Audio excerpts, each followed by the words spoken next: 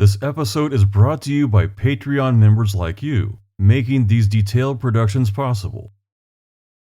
For the cost of a cup of coffee each month, you can help keep the adventures going. Click on More beside the channel description. Then the Patreon link. Living in southern Indiana is the best of both worlds. It has the comfort of places and people that I know. And just across the Matthew Welsh Memorial Bridge, an entirely different world, starting at Brandenburg, Kentucky. There is Civil War history and buildings from the 1800s. A beautiful waterfront. Occasionally, a riverboat will stop. You'll see waterfalls, a spring cave, Victorian architecture, and a history museum. It also includes a perplexing mystery, as well as a dark history. Nature abounds with beautiful spring caves, and scenes that are so majestic, they don't seem real. And if we keep on going, we arrive at Fort Knox, where they allegedly keep America's gold. A huge free military museum. And a little peace in the country. Come along for a road trip from Brandenburg to Radcliff, Kentucky.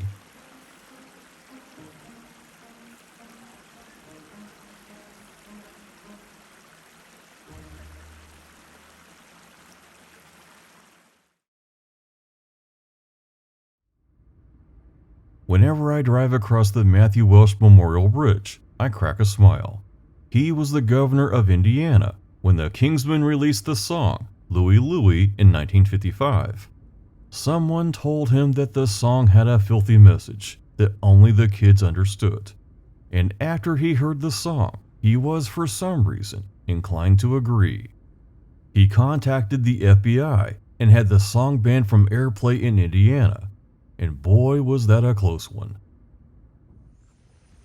And for all those reasons, I like to call it the Rock and Roll Bridge. Most people have forgotten Matthew Welsh, but Louie Louie is still playing on the radio 70 years later. Starting on top of a tall ridge overlooking the Ohio River is what looks like a southern plantation home. This is where Confederate General John Hunt Morgan stayed while planning the invasion of Indiana in July of 1863. It afforded a commanding view of the river where his cavalry stole 2 steamboats, moving horses, cannons, and over 2,000 soldiers to Indiana. The Hotel Meade was here when he was, built in 1838. And even sustained some return cannon damage from the volunteers at Indiana. Go Hoosiers! On your right is a jail from the 1800s. It's now a restaurant called Jailhouse Pizza. You can get a table in what used to be jail cells. On your left at a high place overlooking the Ohio River is a Confederate monument.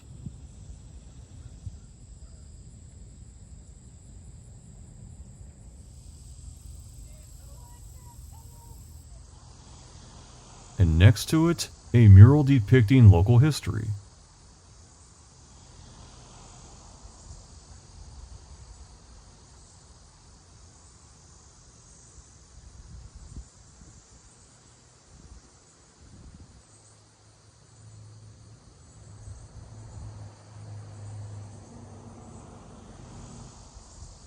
A big part of it was riverboats that used to dock here,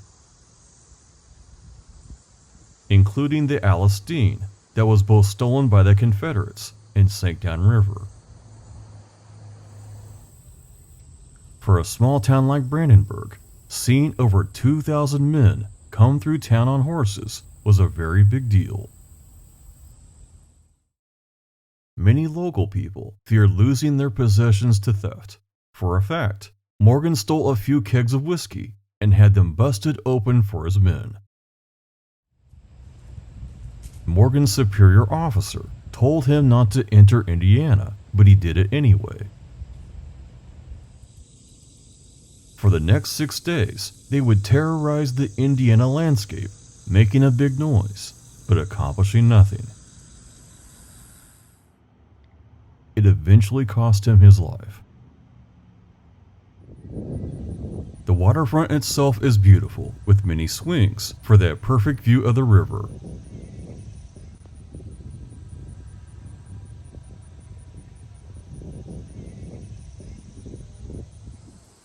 Outside of the weekends, it's usually pretty quiet here.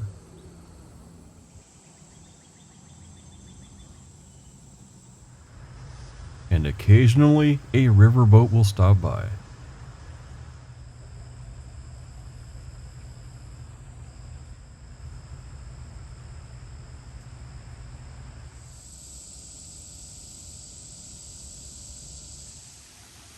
Many people miss Buttermilk Falls, a short walk from the parking lot.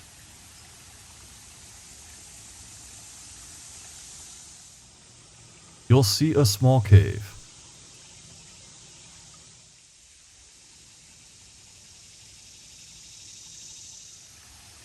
And in front of it, a little bit of hiker art.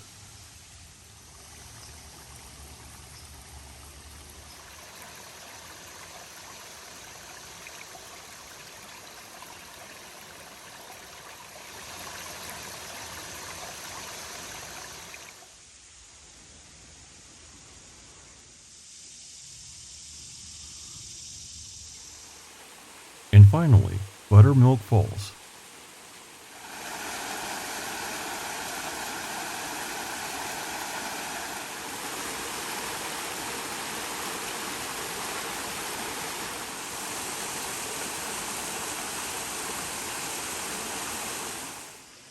There's a bench right across from it.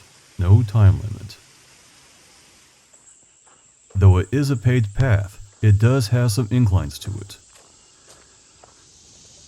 But there are also many places to stop and rest. Visiting after a good rain means more waterfalls.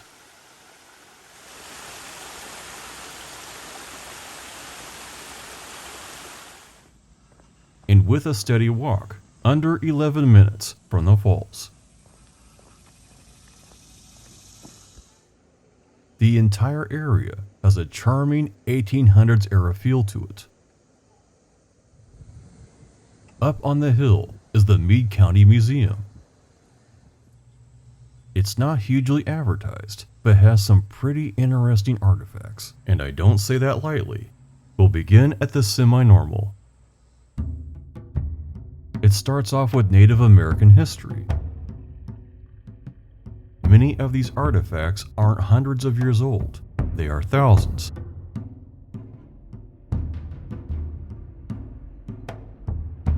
This includes gorgets, thought to be jewelry, but no one really knows.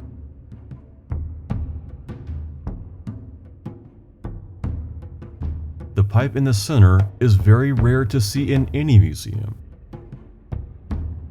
These are typically found in 2,000-year-old burial mounds and thought to be for funerals.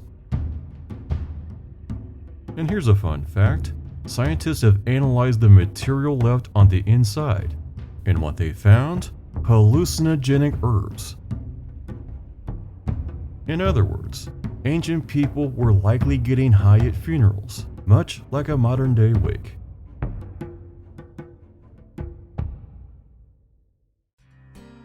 You'll find pioneer history.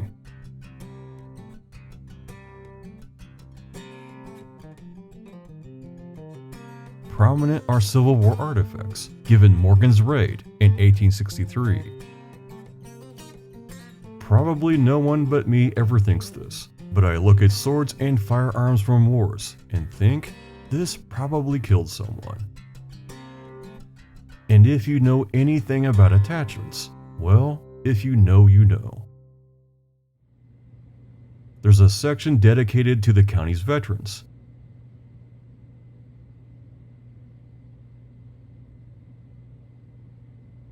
lots of local history, and lots of fine local relics. But people like me come for the weird stuff, and this museum has a lot to offer. Take for instance this unusual wagon. One day, a man decided he wanted a fancy custom casket for when he died, and hired some Amish people to do it. He then decided to have this custom wooden wagon built to carry it, to take him to the cemetery in style. These two items were so incredibly expensive that his wife nearly divorced him, equivalent to a new Porsche, likely most of the family savings.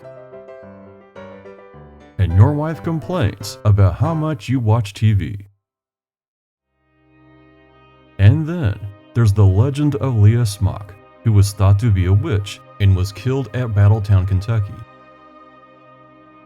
There's been a lot of folklore around her gravesite, and spooky things have allegedly happened there. Closer to the truth, she attended church each Sunday and studied herbal medicine from the Cherokee, becoming a healer. She was killed in 1840 out of superstition. But wait, there's more.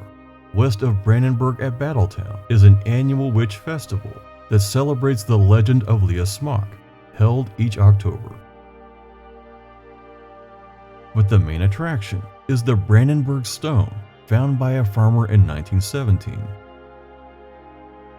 To some, it's proof of ancient European exploration of the Ohio River. To others, it's a deliberate hoax. And to scientists, nothing but a stone with natural weathering. And then there's the Roman coin found in Meade County, and it's not the only one. Behind the museum is a Confederate monument. It's dedicated to the Immortal 600 and a very dark, forgotten history. During the Civil War, some pretty shady atrocities were happening. The leaders of the Confederacy proclaimed that any black Union soldiers were not acceptable in prisoner exchanges. Instead, they would be made into slaves, no matter if they were free men or not. Any black Union officer would be executed upon capture. These policies were meant as a strong deterrent for joining the Union Army. The remaining white soldiers and officers were put in horrible, unsanitary prison camps. As a result, many died of disease and starvation. But Union General Ulysses S. Grant was having none of it. He made his own proclamation. There would be no prisoner exchanges until Confederates treated all prisoners fairly, no matter what their color or rank was. In a type of retaliation, the Union sent 600 Confederate prisoners to Fort Pulaski on Cockspur Island, offshore from mainland Georgia. They were given the same harsh treatment as Union soldiers. Many died of disease and starvation. But more importantly, they were placed inside the fort as human shields. If Confederates shelled the fort, they'd kill their own people. These soldiers had nothing to do with their leaders' inhumane prisoner policies, but became helpless pawns nonetheless, known as the Immortal 600.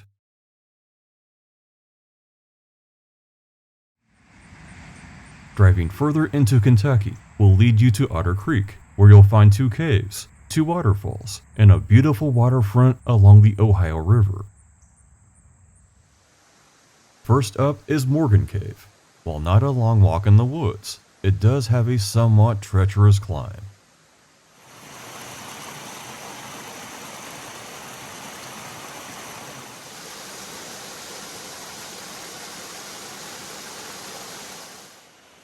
Allegedly, John Hunt Morgan's men stayed here before invading Indiana.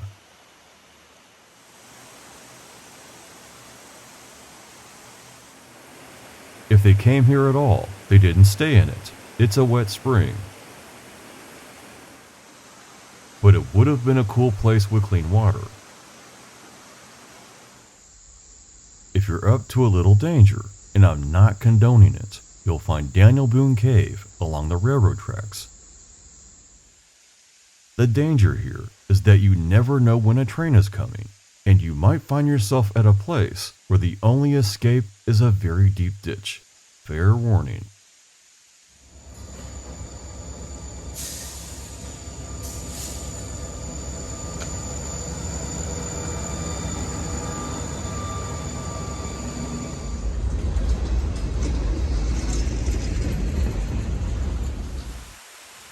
But the view is amazing, like something out of a movie.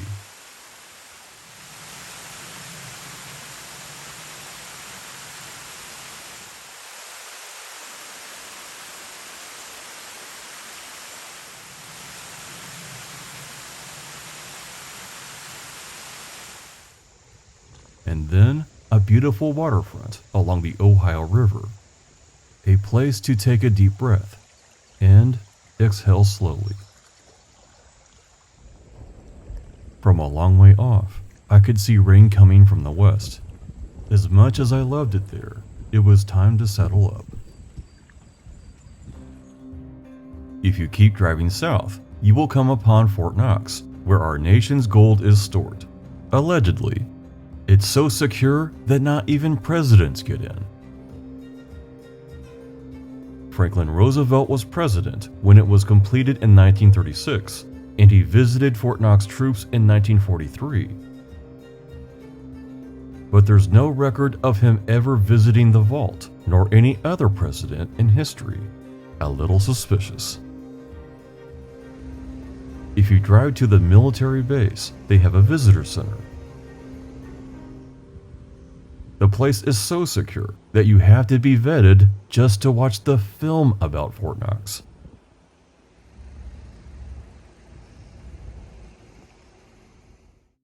You take a number and sit in the waiting area, waiting to be called.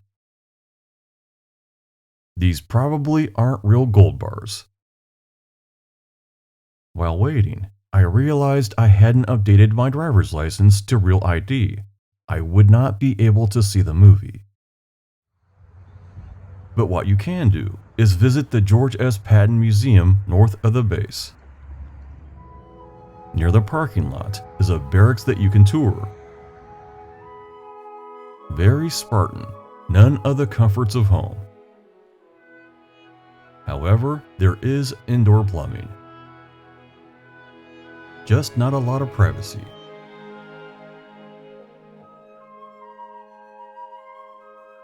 Modesty? Not in these showers.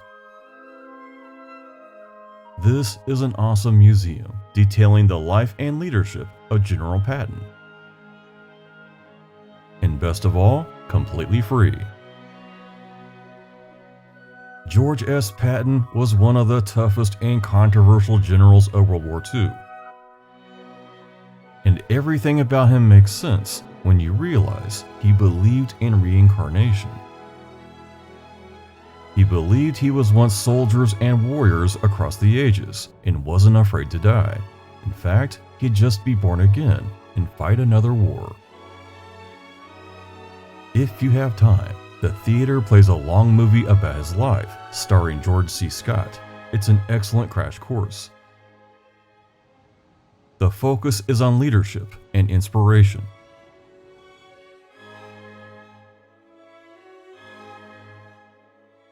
Throughout the museum are artifacts from his life. These were his prized pistols that he wore everywhere.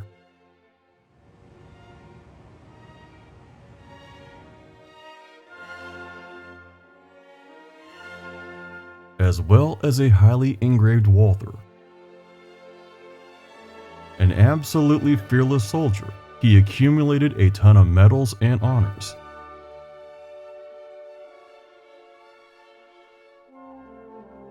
In addition to being a soldier, he was a top-notch equestrian and an expert at fencing. Whatever he did to win. There was no halfway about anything. He was both admired and feared by both allies and enemies, but in the end, he was just a man. After a lifetime of combat, a simple car accident was what got him.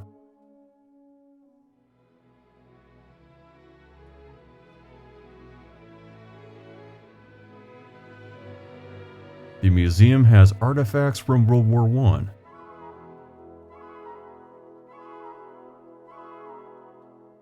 and a great deal of World War II memorabilia.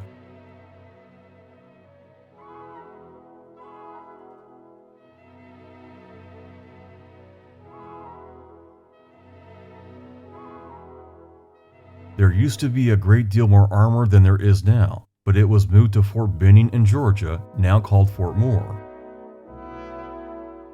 Military artifacts all the way up to the present.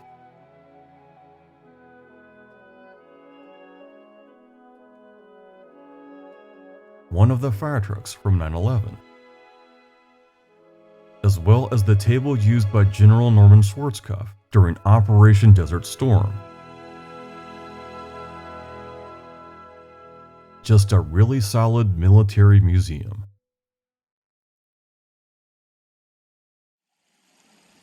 A nice way to round off the journey is a visit to Saunders Springs Nature Preserve at Radcliff.